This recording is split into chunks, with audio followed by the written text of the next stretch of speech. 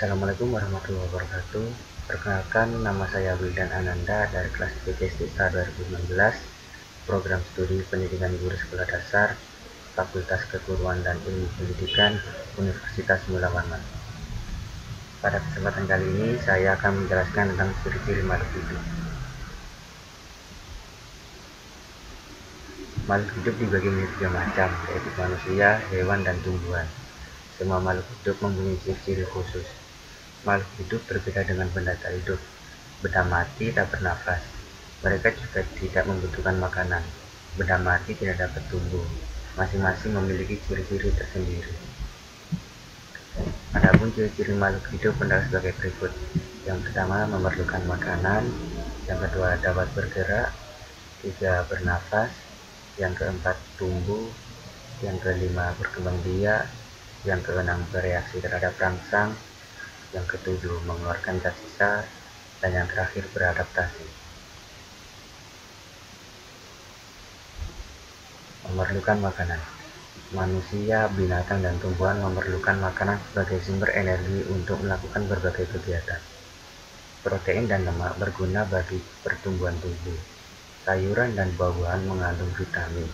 Zat ini berguna untuk menjaga kondisi tubuh agar tetap sehat. Tumbuhan juga memerlukan makanan untuk tetap hidup. Zat makanan yang diperlukan tumbuhan terdapat dalam tanah. Zat makanan diserap melalui akar. Selain itu, tumbuhan mampu menghasilkan makanan sendiri melalui proses fotosintesis, atau biasanya disebut dengan autotrof. Namun tidak dengan hewan dan manusia yang merupakan makhluk hidup heterotrof. Artinya adalah hewan dan manusia tidak bisa menghasilkan zat makanannya sendiri dan mengambil dari sumber lain seperti tumbuhan dan hewan lainnya. Bergerak. Makhluk hidup melakukan pergerakan, namun gerakan tersebut tidak harus berpindah tempat. Gerak adalah perubahan posisi suatu makhluk hidup terhadap suatu acuan tertentu. Manusia, hewan, dan tumbuhan bisa bergerak pada sebagai atau seluruh bagian tubuhnya. Bergerak dibagi menjadi dua, yaitu aktif dan pasif. Aktif adalah gerak yang mengakibatkan makhluk hidup berpindah tempat, contohnya seperti berlari dan meloncat.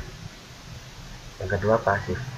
Pasif adalah gerakan yang sangat lambat dan tidak mengakibatkan berpindah tempat, contohnya seperti kembang putri malu saat disentuh. Bernafas.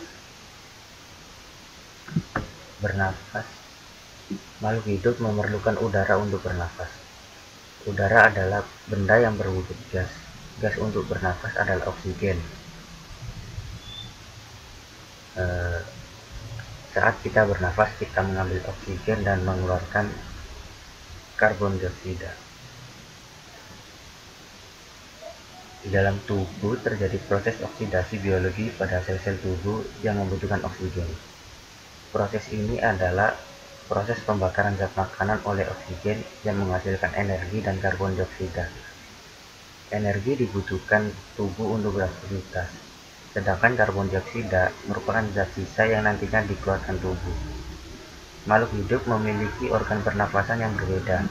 Organ pernapasan tersebut bisa paru-paru, insang, trakea, stomata, bahkan kulit makhluk hidup tersebut.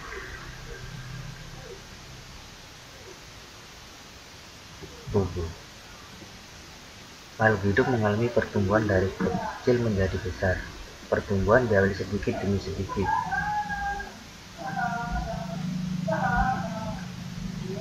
Contohnya bertambahnya tinggi badan, berat badan, dan perubahan pada bentuk fisik badan. Berkembang biak. Berkembang biak adalah kemampuan makhluk hidup untuk menghasilkan keturunan.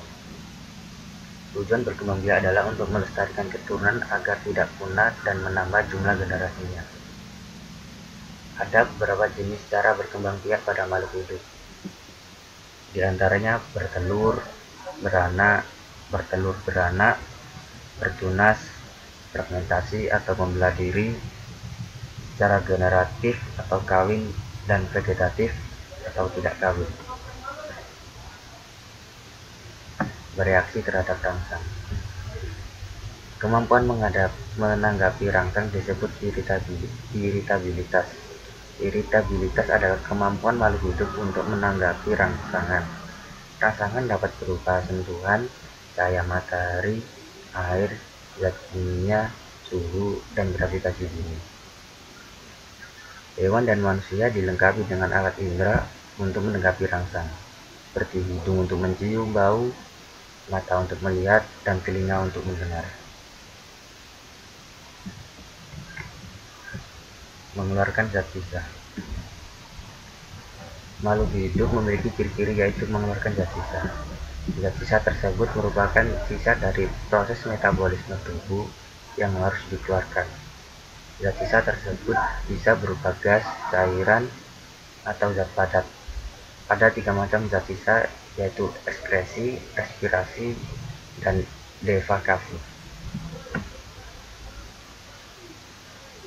Adaptasi. Adaptasi adalah makhluk hidup melakukan adaptasi untuk bertahan hidup. Adaptasi adalah kemampuan untuk menyesuaikan diri dengan lingkungannya.